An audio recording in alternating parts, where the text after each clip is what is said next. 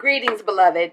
I'm Dr. Felicia LaBoy, lead pastor and life coach here at the historic First United Methodist Church in downtown Elgin, Illinois, with another motivational moment from the Bible. These motivational moments are designed to help you take what you hear in church on Sunday, what you may read during your private devotional time, what you may even hear in Sunday school, to take those biblical concepts and to make them a part of your everyday life. This week, I want to focus in on the idea, love made me do it. Love made me do it. Let me see if I can explain. This past Sunday, we celebrated the fourth and final Sunday of Advent, the focus on love, to say that the only reason why Jesus came, he came to die, and he came to die because he loved us and didn't want to live without us. So the focus is on love. And as we head to Christmas, our focus then turns towards Jesus. Not only the fact that he came over 2,000 years ago, but that he is coming again for what he loves. But that's not what I want to talk about. You all know me. I often wax nostalgia. And so let me see if I can explain about this idea around love made me do it. Years ago, back in the 70s, there was a very famous Black comedian by the name of Flip Wilson. One of Flip Wilson's major, funniest skits was when he dressed up as a woman called Geraldine. Geraldine's favorite line was, "Look, sucker." But even more than that line, her most famous line was, "The devil made me do it." Anytime she got caught doing something that people thought was inappropriate, she would say, "The devil made me do it."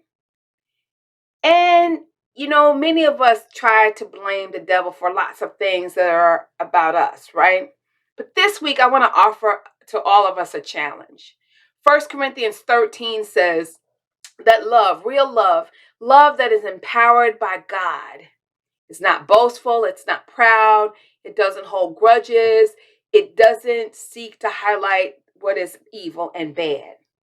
And yet, as I look around our world and I look at all of the division in the United States, a lot of that is being driven by Christians on both sides.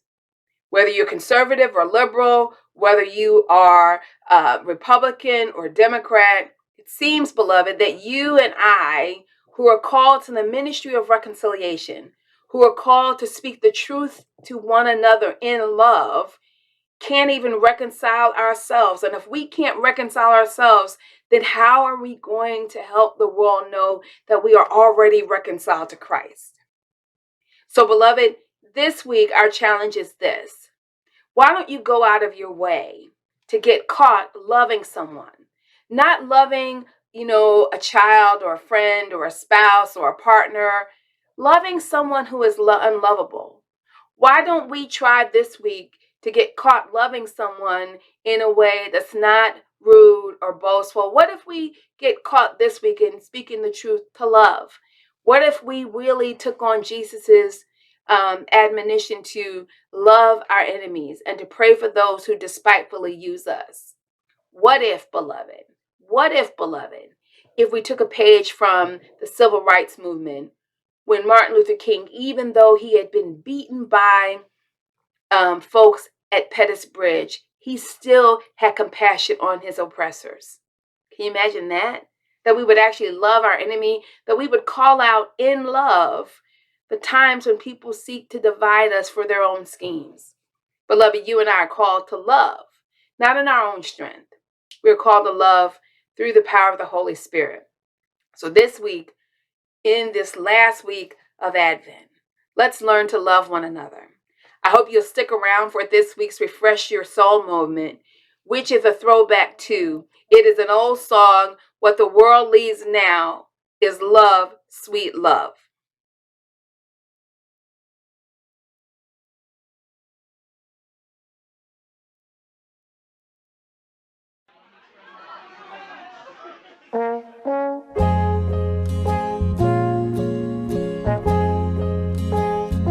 What the world needs now is love, sweet love.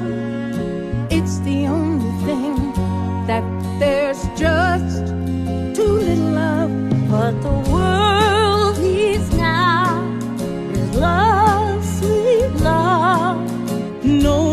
just for some, but for everyone.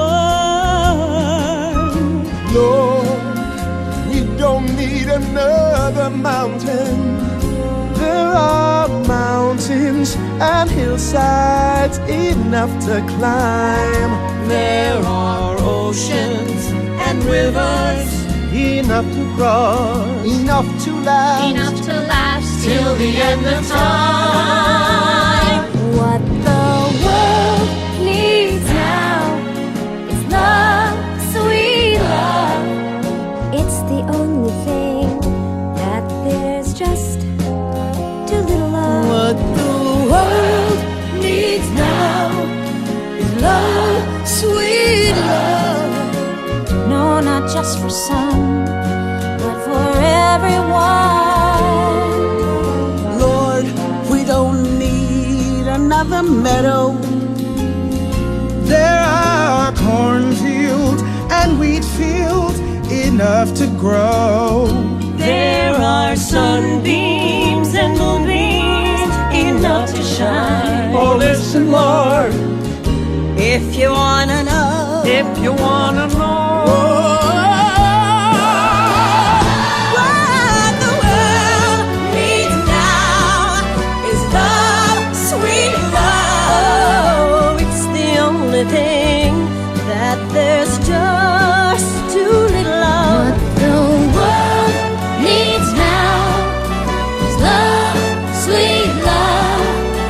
No, not just for some. But for everyone.